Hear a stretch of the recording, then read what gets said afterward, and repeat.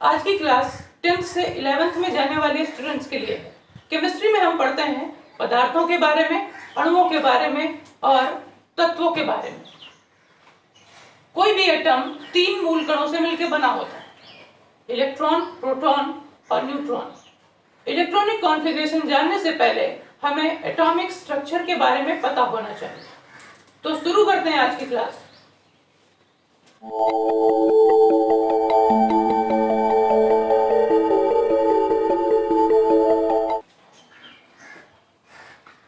जैसे यहाँ पर सोडियम, इसका एटॉमिक नंबर यानी परमाणु क्रमांक 11, 2, 8, 1। इसका इलेक्ट्रॉनिक विन्यास अब तक की क्लासेस में हमने पढ़ रखा है।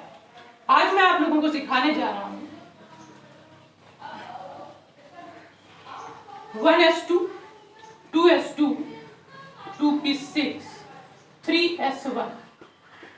मतलब sp-df में 10th तक में हमने इस इलेक्ट्रॉनिक विन्यास के बारे में पढ़ रखा है।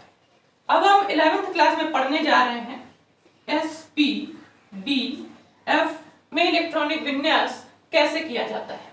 इलेक्ट्रॉनिक विन्यास जानने से पहले हम एटॉमिक स्ट्रक्चर के बारे में अच्छी तरीके से जानना हमारे लिए जरूरी है।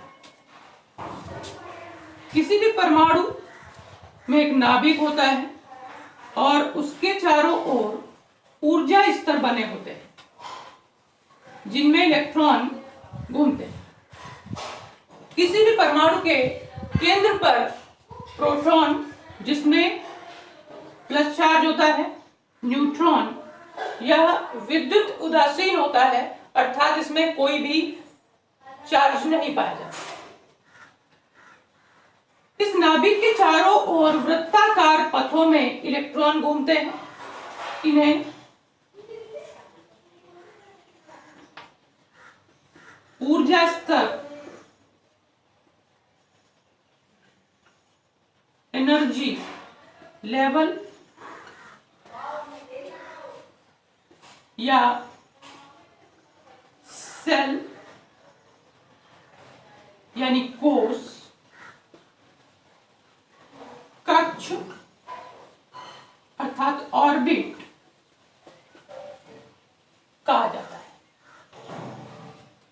ऊर्जा स्तर कहें, एनर्जी लेवल कहें, कोष कहें, सेल कहें, कक्ष या ऑर्बिट, ये सारी बातें एक ही है।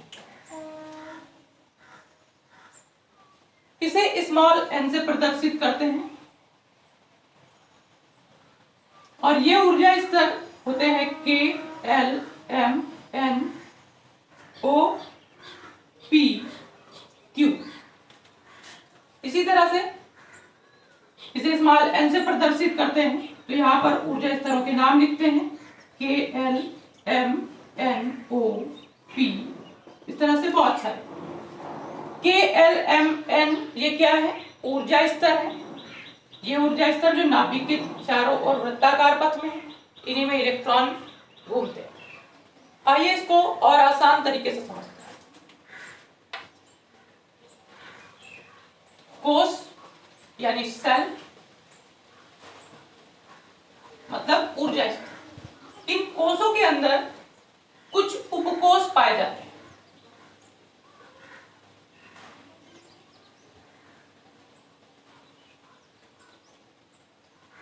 sp-df कोष के अंदर 4 उपकोष पाए जाते हैं sp-df। इनमें अधिकतम भरे जाने वाले इलेक्ट्रॉन 2, 6, 10 और 14 होते हैं। आइए इसी को हम एटॉमिक स्ट्रक्चर में देखते हैं। K कोष के अंदर S उपकोष पाया जाता है, L के अंदर S, P पाए जाते हैं, M के अंदर S, P, D पाए जाते हैं और O के अंदर S, P, D और F पाए जाते हैं। मतलब कोष के अंदर उपकोष हैं, K कोष के अंदर S, L के अंदर दोनों SP, M के अंदर sp-d। इस तरह से के का नंबर क्या होता है? 1 2 3 4 और 5। 5 कोषों के अंदर ये उपकोष किस तरह से भरे होते हैं, एक बार फिर से समझते हैं। के अंदर एक ही उपकोष पाया जाएगा, एल के अंदर sp, m के अंदर spd और n के अंदर spd और f पाया जाएगा।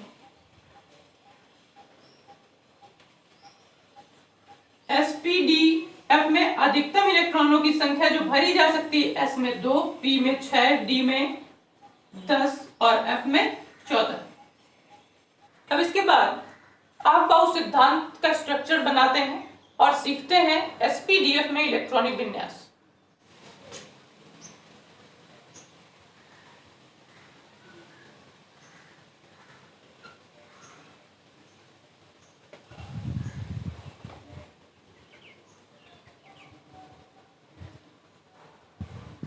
एन है कोष, एल है उपकोष।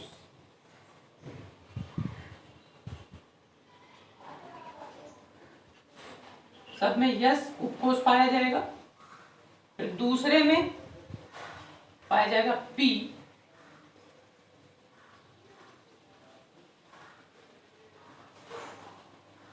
तीसरे वाले में डी,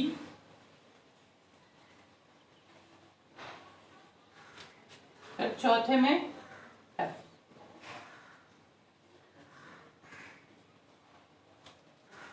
अब सिंपली जैसा कि इसमें ऊर्जा स्तर में जो भी नंबर है वही हम उपकोष में भी लिख देते हैं। 1 है तो 1s, 2 है तो 2s 2p, 3 है तो 3s 3p 3d, 4 है तो 4s 4p 4d 4f, 5s 5p 5d 5f, 6s 6p 6d 6f, 7s 7p 7d 7f। हालांकि 6f तक का परमाणु अभी हमें ज्ञात नहीं है जो इतना बड़ा हो, लेकिन संभावनाएं रहती हैं, इसलिए इसको पढ़ लेना जरूरी है। जैसा बुक में दिया होता है, चाहे तो इनको सर्कल कर लें तो थोड़ा सा और अच्छा दिखेगा।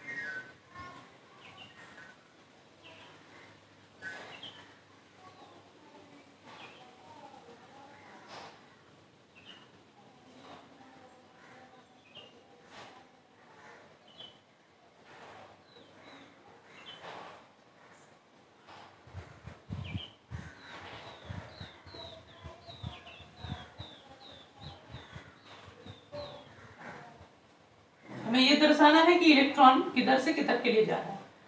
ये एरो बनाया, एरो का हेड है और ये एरो का टेल। अब एरो के हेड से दूसरे एरो के टेल को हम मिला देंगे डॉटेड लाइन में।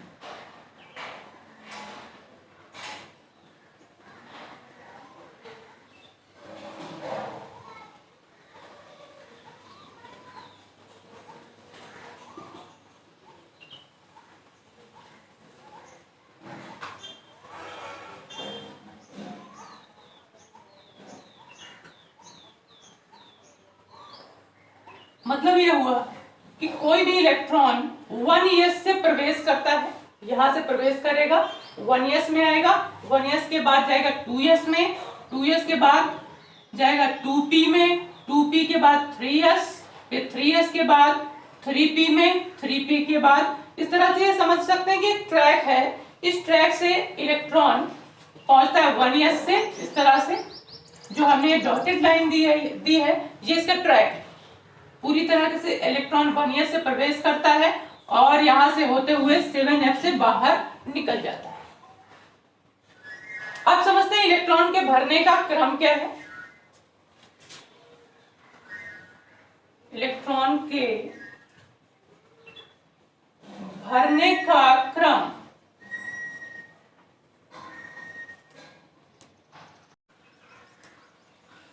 इस अफबाउ नियम के अनुसार इलेक्ट्रॉन कहां से प्रवेश करता है और कहां तक जाता है, इस ट्रैक में इलेक्ट्रॉन के भरने का प्रवेश देखते हैं। सबसे पहले इलेक्ट्रॉन आता है 1s में, तो 1s लिखा।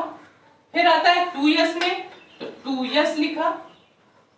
2p, 2p के बाद जाता है 3s, 3s के बाद जाता है 3p, सबके बाद कॉमा कर देंगे। 3p के बाद जाता है 4s, 4s के बाद 3d, और इसी तरह से इस क्रम में हम लिखते जाएंगे। इलेक्ट्रॉन भरने का क्रम लिखने का मतलब ये हुआ कि ये अफबाउ का जो नियम है, ये स्ट्रक्चर है, इस स्ट्रक्चर को हम एक लाइन में कैसे लिख सकते हैं, इसी के आधार में हम इलेक्ट्रॉनिक विन्यास करेंगे। अफबाउ शब्द का अर्थ होता है निर्माण करना या रचना करना। अफबाउ प्रिंसिपल के नाम से हम इसको जानते हैं। अफबाउ ने इस स्ट्रक्चर की रचना की थी जिसके आधार पर हम एसपीडीएफ में इलेक्ट्रॉनिक विन्यास करते हैं। अब यहाँ पर इस स्ट्रक्चर को हम एक एग्जाम्पल के माध्यम से समझते हैं। जैसे सोडियम, इसका एटॉमिक नंबर 11। अब तक हमने इलेक्ट्रॉनिक विन्यास पढ़ा है, यहाँ पर एटॉमिक नंबर 11 है, मतलब हमें इस एटॉमिक नंबर का ही इलेक्ट्रॉनिक कॉन्फ़िगरेशन करना होता है। अब ये इलेक्ट्रॉनिक विन्यास करेंगे कैसे, इसकी हेल्प से। इसमें पहले इलेक्ट्रॉन आता है 1s, तो लिखेंगे 1s कॉमा, फिर जाता है 2s में 2s, 2s के बाद 2p, अब 2p के बाद 3s। अब देखना ये है 1s 2s 2p 3s। अब हम इसमें इलेक्ट्रॉन कैसे भर सकते हैं, जैसा हमने पहले पढ़ा था s p d f। s में अधिकतम इलेक्ट्रॉन कितने भरे जा सकते हैं, 2। p में कितने भरे जा सकते हैं, 6। d में 10 और f में 14। यहां पे दिया गया 1s, तो s में अधिकतम इलेक्ट्रॉन 2, तो हम s के ऊपर लिख दिया 2। अब s में इसमें भी 2 लिखेंगे। p में कितने भरे जा सकते हैं, 6, तो 6 भर दिया हमने। अब पहले इनको जोड़ लेते हैं, 2 2 4 6 10, और करना कितने का है, 11 का, तो हमारे लिए बचता कितना है, 1। और s में भरे जा सकते हैं 2, लेकिन हमारे पास जरूरत है केवल 1 की, तो हम यहाँ पर लिखेंगे 1। इस तरीके से सोडियम परमाणु क्रमांक 11 का इलेक्ट्रॉनिक विन्यास होगा 1s2 2s2 2p6 3s1। आइए कुछ और एग्जांपल्स के इलेक्ट्रॉनिक विन्यास करके देख लेते हैं। जैसे फास्फोरस, पोटेशियम, कैल्शियम और आयरन। फास्फोरस का परमाणु क्रमांक 15, पोटेशियम का 19, कैल्शियम का 20, आयरन का 26। तो शुरुआत करते हैं। इलेक्ट्रॉन प्रवेश करता है 1s से, तो 1s कॉमा, 1s के बाद जाता है 2s में 2s, 2s के बाद जाता है 2p, 2p के बाद जाता है 3s, 3s के बाद जाता है 3p, 3p के बाद जाता है 4s, 4s के बाद जाता है 3d। अब हमें पता है sp-df, इसमें इलेक्ट्रॉन s में होते हैं 2, p में अधिकतम भरे जा सकते हैं 6, इसमें 10 और इसमें 14। तो s में कितने अधिकतम इलेक्ट्रॉन भरे जा सकते हैं, तो 2, s में 2 दे दिए हमने इलेक्ट्रॉन, p में 6, s में 2।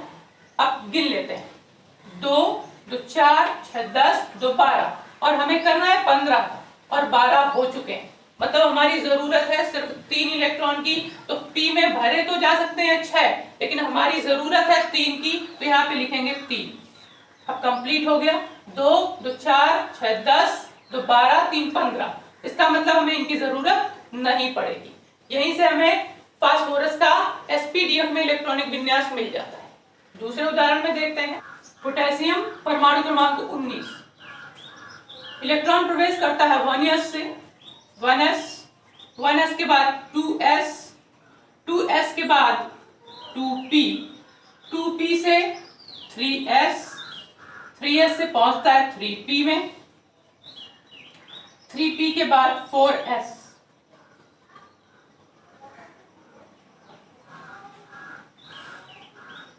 s में अधिकतम इलेक्ट्रॉन 2 भरे जा सकते हैं, 2 भर दिए, p में 6, s में 2, p में 6।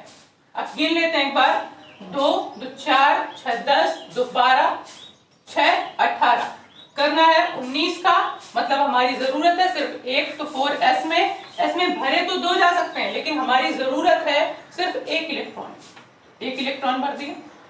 इससे पोटेशियम का इलेक्ट्रॉनिक विन्यास sp-df में भी कंप्लीट हो जाता है। आइए देखते हैं कैल्शियम का इलेक्ट्रॉनिक विन्यास। सबसे पहले शुरुआत होती 1s से। अब धीरे धीरे से ये स्ट्रक्चर भी नहीं देखना पड़ेगा, जब वो चीज दिमाग में बैठ जाएगी तो हमें ये पूरा क्रम याद होगा कि 1s 2s 2p 3s 3p 4s 3d 4p 5s, ये पूरा का पूरा क्रम हमारे दिमाग में होना चाहिए। ये आएगा प्रैक्टिस से। शुरू करते हैं। 1s2 2s2 2p6 3s2 3p6 4s2। अब एक बार काउंट कर लेते हैं, 2 2 4 6 10 2 12 6 18 2 20, कंप्लीट हो जाता है यहाँ से कैल्शियम का इलेक्ट्रॉनिक विन्यास। देखते हैं आयरन का। 1s2 2s2 2p6 3s2 3p6 4s2 4s2 के बाद जाता है 3d में। अब यहाँ पे गिन लेते हैं एक बार, 2 2 4 6 10 2 12 6 18 18 2 20, हमें जरूरत है 26 की और 20 तक का हो चुका है। डी में अधिकतम इलेक्ट्रॉन भरे जा सकते हैं 10, लेकिन हमारी जरूरत है सिर्फ 6 की, तो डी में भर देंगे 6। इसी के साथ आयरन का इलेक्ट्रॉनिक विन्यास भी कंप्लीट हो जाता है। आज के वीडियो में आपने सीखा sp-df में इलेक्ट्रॉनिक विन्यास कैसे करते हैं। उम्मीद है आपको अच्छा लगा होगा। कमेंट में बताएं कि आप आगे आने वाले वीडियोस किस टॉपिक में देखना चाहते हैं। मेरे वीडियो को लाइक करें, मेरे चैनल को सब्सक्राइब करें और बेल आइकन को प्रेस करें, जिससे आने वाले वीडियोस की नोटिफिकेशंस आप तक पहुंच जाए। Thank you.